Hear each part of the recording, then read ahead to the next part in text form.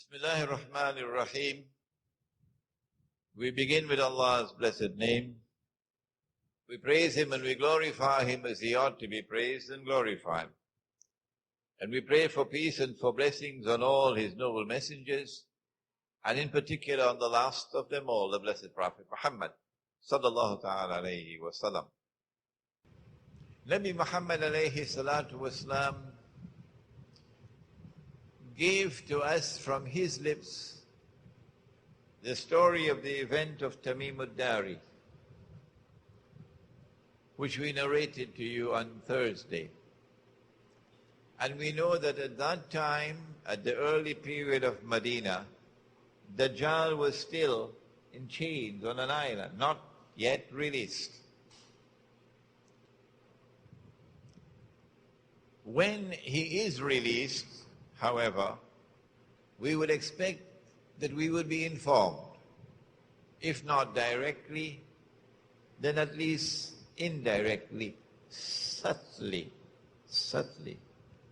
It's not by accident that the name Dajjal is not in the Qur'an. Keep them guessing. And we did get a subtle indicator of the release of Dajjal.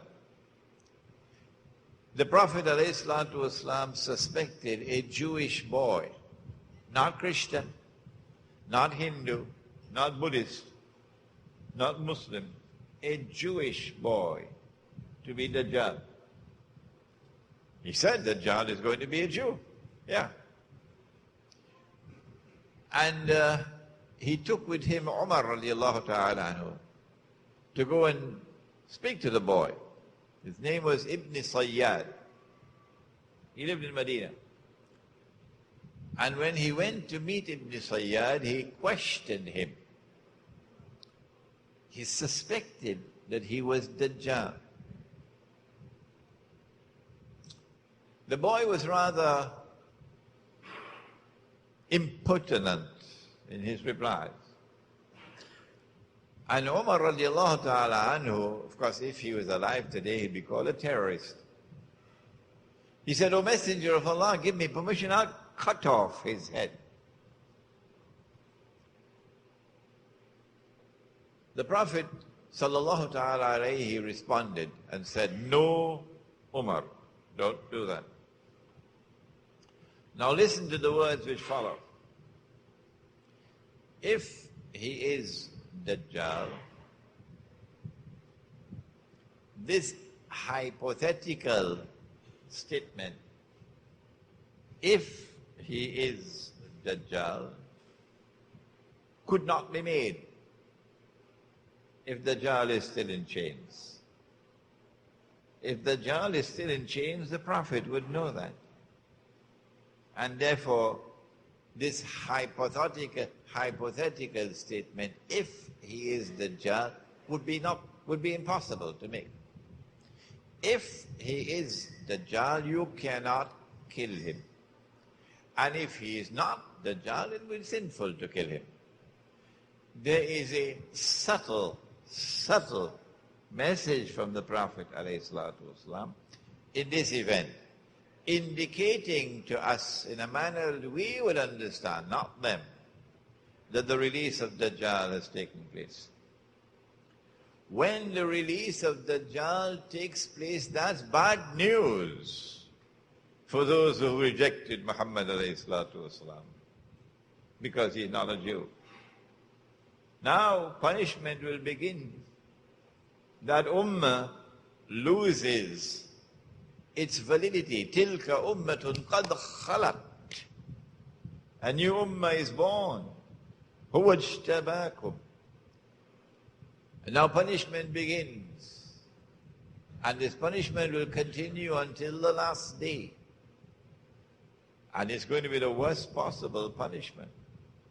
And we have to learn, develop the capacity to be able to read and understand the historical process after Muhammad sallallahu ta'ala alayhi wa sallam. This is what Allah says, وَإِذْ تأذن ربك ليبعثن عليهم إلى يوم القيامة من يسومهم سوء العذاب. And your Lord has now announced that He's now going to release against them those who rejected Muhammad ﷺ, Banu Israel. He's going to release against them those who are going to inflict upon them the worst possible punishment. And it will continue until the last day.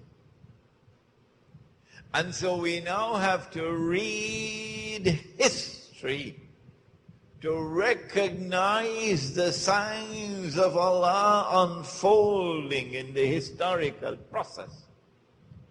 How can a mufassir writing a tafsir of the Qur'an fathom what the Qur'an has to say concerning signs of Allah which have not as yet unfolded in the world?